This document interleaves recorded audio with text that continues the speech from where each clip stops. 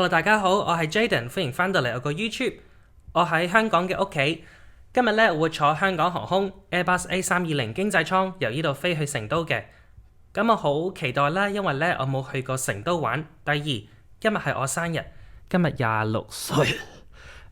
所以呢，而且聽講香港航空對生日嘅朋友呢有一啲禮遇嘅。咁而家去香港機場睇下有咩禮遇先。眨下眼就嚟到香港國際機場。我哋今日朝頭早8:05嘅飛機，我哋6點到機場，來往香港同埋成都。你可以選擇香港航空、國泰航空、西藏航空、中國國際航空、深圳航空以及四川航空。香港航空每日除咗星期四都有一班機。嚟到港航 check in 呢度呢，大家可以做自助 check in， 咁就唔使排咁長嘅隊伍啦。如果咁啱得咁巧，今日係你生日，可以嚟呢個櫃台，佢就喺商務艙嘅 check in 隔離。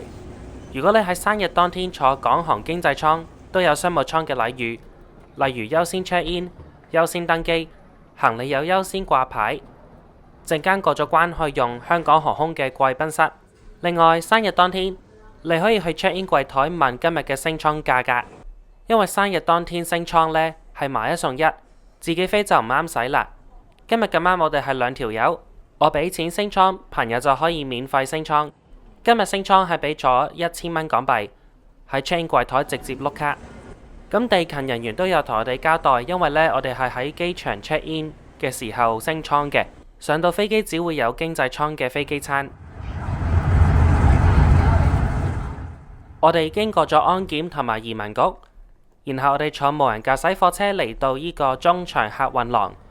香港航空、大灣區航空、香港快運嘅班機都喺呢度出發，閘口號碼都係200幾。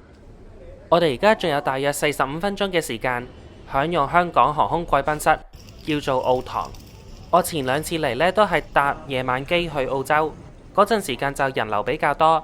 而家朝頭早呢，人流好少，感覺都好舒服。呢度係食自助餐嘅，另外呢可以嗌啲麵食。自助餐有雞蛋、薯仔、煙肉同埋一啲點心，啲食物質素都唔錯。個炒雞蛋我諗起大家樂大快活嗰啲，其實幾好食噶。呢個係皮蛋晒肉粥。咁因為陣間喺飛機係食經濟艙嘅嘢食，短途航班呢通常都冇乜嘢特別。咁我哋而家呢喺度食飽啲先。飲品方面，貴賓室有咖啡機，佢得一部，朝頭早呢可能要排隊。另外有汽水、果汁、葡萄酒嗰啲。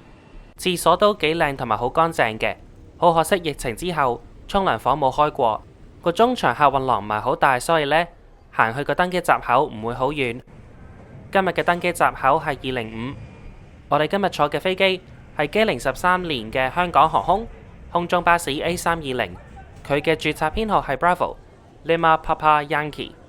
呢架飛機係2手飛機嚟嘅，佢前手係中國東方航空。飛機有8個商務艙座位同埋150個經濟艙座位。飛機嘅內籠依然係保留咗中國東方嘅座位同埋顏色。呢個係我26歲第一個日出，好靚啊！坐商務艙可以優先登機，就算坐喺經濟嘅生日旅客都可以嘅。今日上飛機冇人面識別。請注意搭乘香港退運航空 UO98CX5598航班機前往赴回答各位旅客请注意。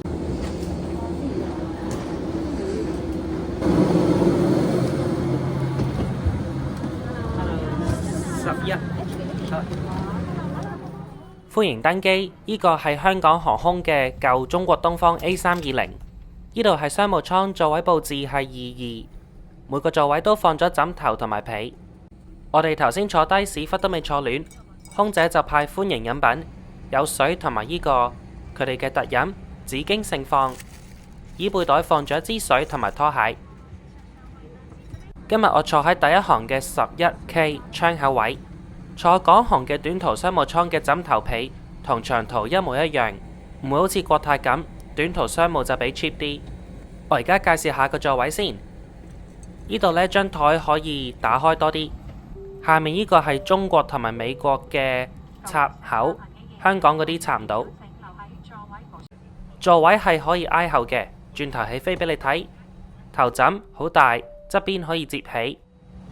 各位乘客請將手提行李妥善存。過多陣，空姐就派熱毛巾同埋派今日嘅餐牌。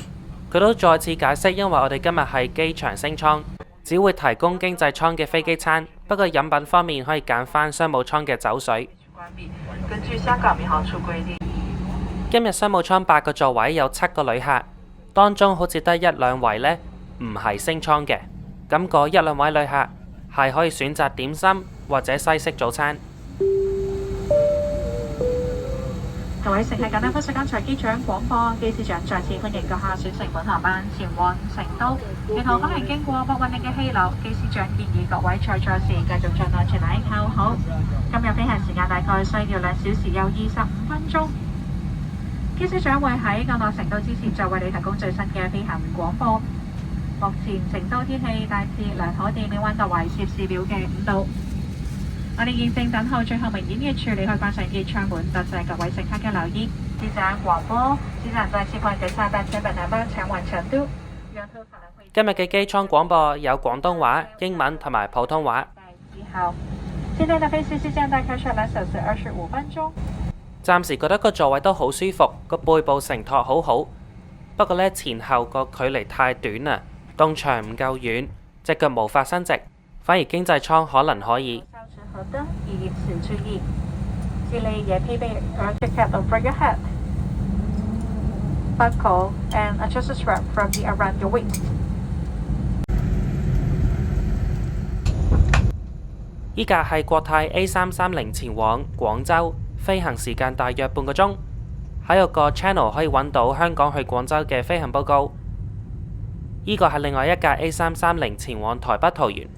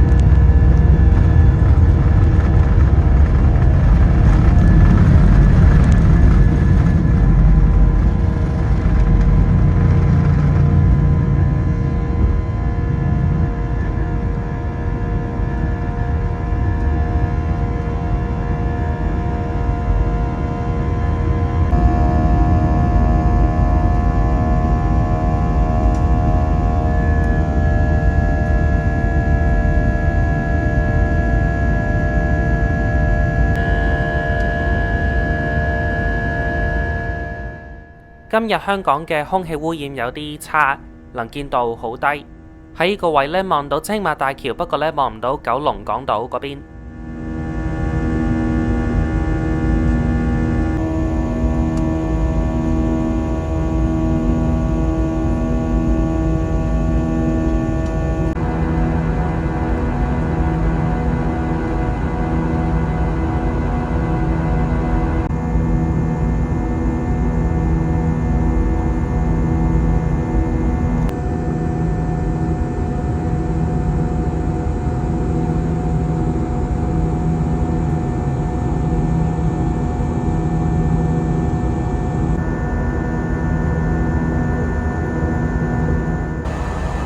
你可能已經留意到座位係冇電視嘅，所以你嘅娛樂系統基本上係得飛機嘅 WiFi 同埋呢本購物雜誌。不過個 WiFi 呢，其實唔係俾你上網嘅，佢純粹係俾你連接佢哋嘅娛樂系統，可以睇到飛行地圖、港航提供嘅電視劇、電影等等。椅背袋有張紙教你點樣做。首先呢，連接 WiFi HKA WiFi， 然後打開手機嘅相機，影低個 QR code。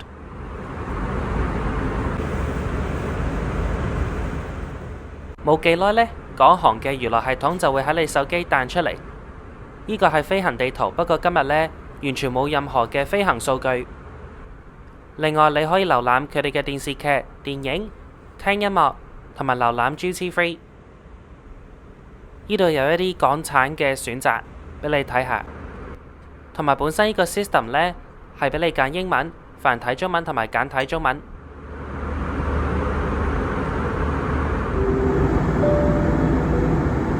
各位選客早晨，我係本航班高級食務長單比，有代表機長嘉義嘅全體機長員，歡迎搭開以及執行俱樂部會員，乘搭海航航空集團香港航空。安全帶嘅燈號熄滅咗啦。我頭先將個座位挨後，留意座位係冇腳枕同埋腳踏，坐後面嗰行係有腳踏嘅。我有個插蘇轉換器，不過呢個插口係凹咗入去，我插唔到入去。空中服務員即將派餐，我將個餐台攞出嚟。萬一用餐嘅時候你需要去廁所，可以將個台直接推前，咁就有位行出去啦。飲品方面，我係揀咗紫荊盛放，隔離嗰條友揀咗咖啡。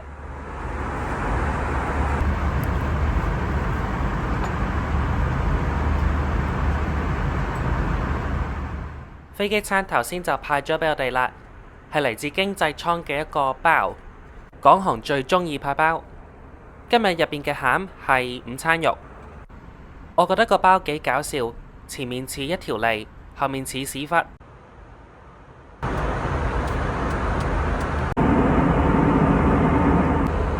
餐飲服務就咁就完結咗啦。頭先派熱毛巾，我而家去廁所睇下。商務艙嘅廁所呢，有人用緊，所以呢，我就行去經濟艙望下。商務艙有一個廁所喺駕駛室後面，經濟艙有兩個喺飛機嘅最尾端。呢度有紙巾、抹手紙同埋廁紙。呢度係掛衫嘅鈎。呢個係關於飛機吸煙嘅法例條文，講緊香港法例，不過呢，竟然係寫簡體中文。而家眼睇經濟艙大約3至4成滿，我而家熄燈瞓一陣先。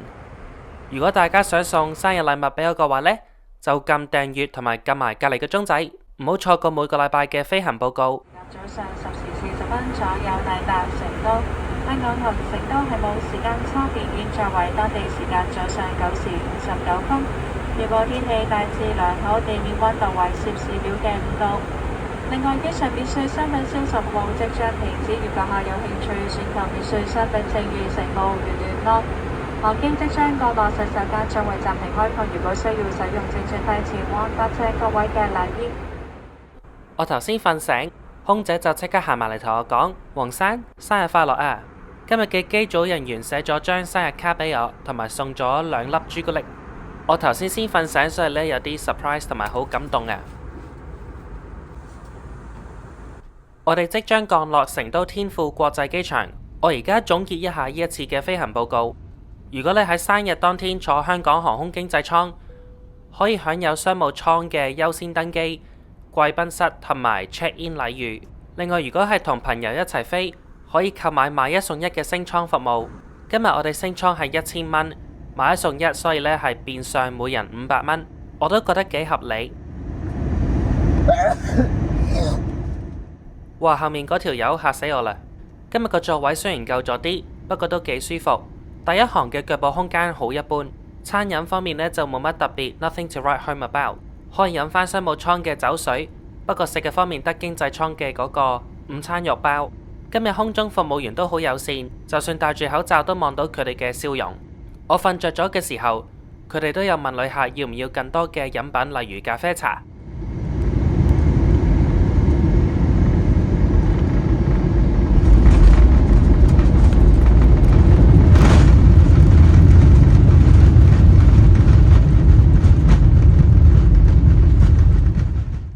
歡迎嚟到成都天富機場。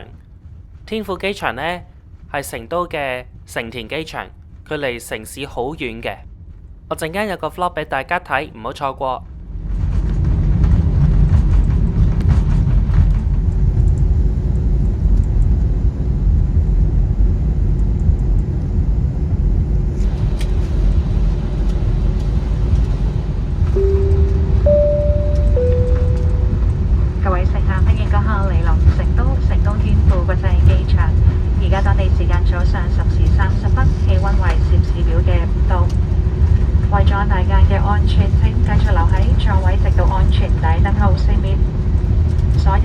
傳送設備請繼續保持關機，直到機艙門打開。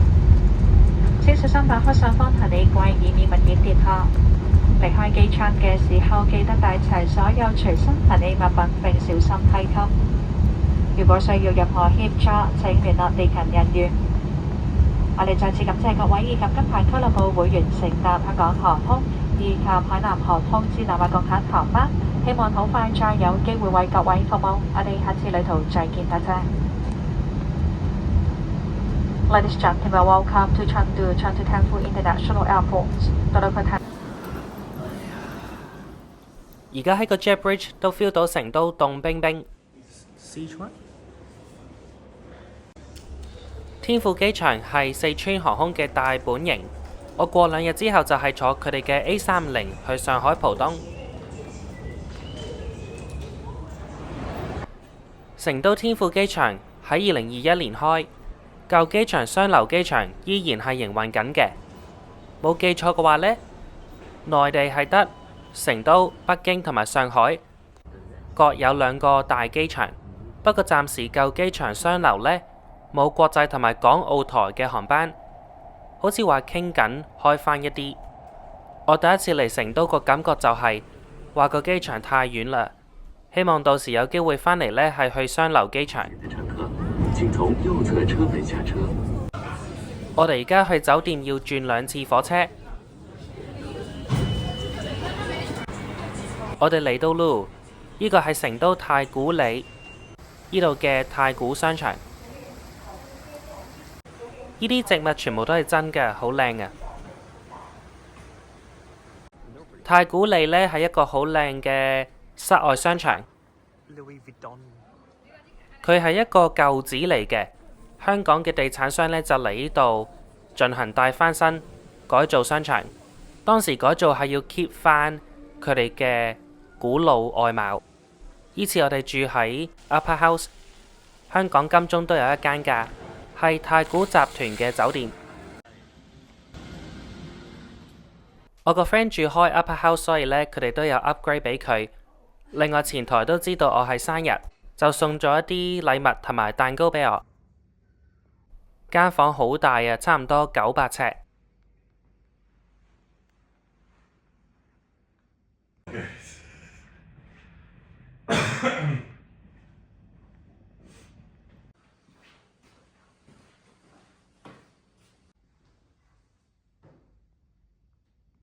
我最中意就係佢個廁所，個主題顏色係黑色，個感覺好舒服同埋好 relax。呢個袋仔呢，似商務艙派嗰啲袋仔，入邊係有牙膏牙刷嗰啲嘅。我哋喺度坐一陣之後就出街啦。我而家做少少嘢先。另外頭先喺咖啡機整咗一杯咖啡飲。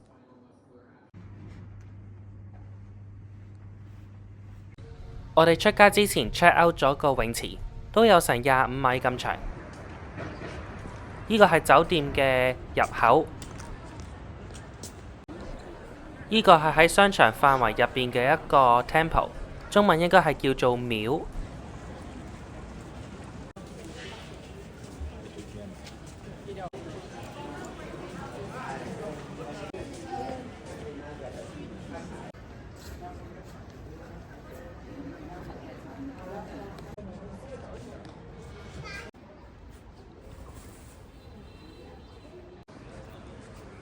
Yes。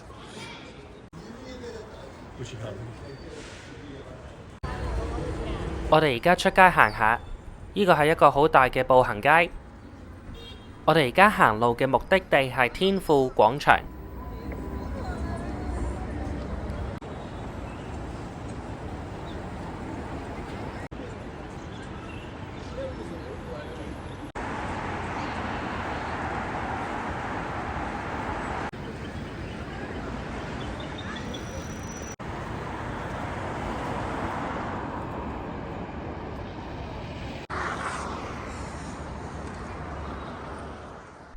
然後由天富廣場，我哋坐咗2-3個地鐵站嚟文殊院，佢又係一個廟嚟嘅，不過好可惜嚟到就閂咗門嚕。不過好彩都見到一隻好可愛嘅貓貓。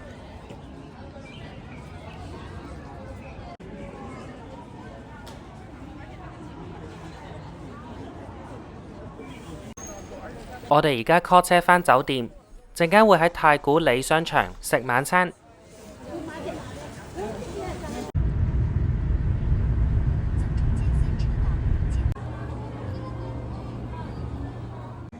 我哋而家喺酒店樓下飲免費嘅 welcome drink。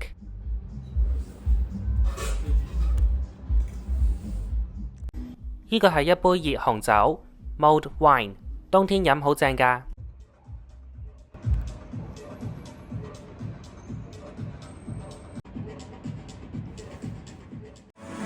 呢度嘅太古商場真係好靚，夜晚非常之熱鬧。我哋 check in 嘅時候呢，嗰個姐姐同我哋講要食餸村，佢係食四川嘢嘅，不過呢個牌子好似本身係嚟自廣州。Voss. Fair enough. Will it be anything? No worries. 20. 我哋而家坐室外，個景都幾靚。 They don't have any there. 呢間餐廳米芝蓮有推介。頭先個餐真係好正好正，我都推介俾大家試下。我哋頭先食太多，而家呢出去散步下先。It looks a little better on the camera. 冇諗到成都都有蘭桂坊，中英文都係一樣，係香港嗰邊過嚟搞嘅。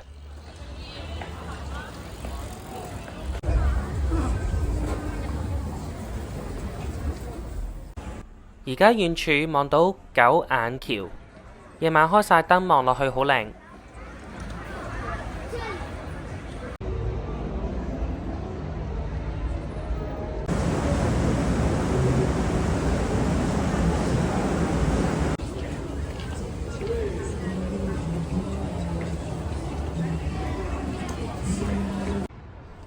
而家返到嚟酒店咯，多謝大家今日睇我嘅 trip report 同埋 day one 嘅成都 vlog。我之後嗰兩日都冇拍 vlog， 不過呢都拍咗一啲 video 俾大家睇下嘅。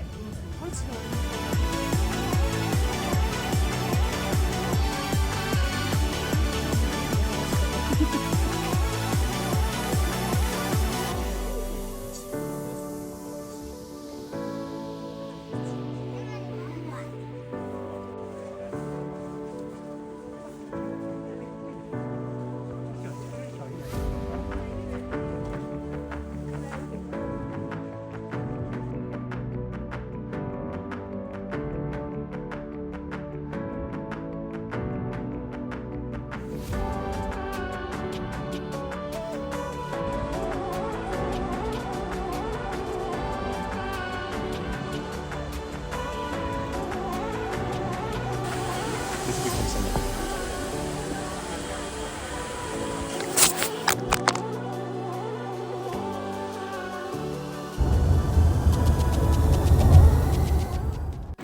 最後嗰日，我哋喺酒店租單車出去踩，同行嘅都係嚟自香港嘅遊客，咁啱得咁巧，佢又係本身澳洲人嚟嘅。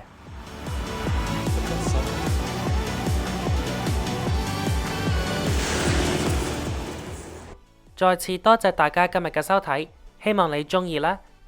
特別多謝所有嘅付費會員一直以嚟嘅支持，我哋下個禮拜四再見，拜拜。